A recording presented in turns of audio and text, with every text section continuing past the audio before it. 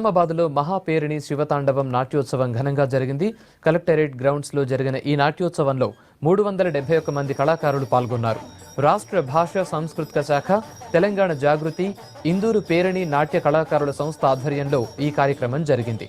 ప్రపంచ పేరిణి నాట్య చరిత్రలో తొలిసారిగా భారీ సంఖ్యలో కళాకారులు పాల్గొనడంతో ప్రపంచ రికార్డు సాధించింది.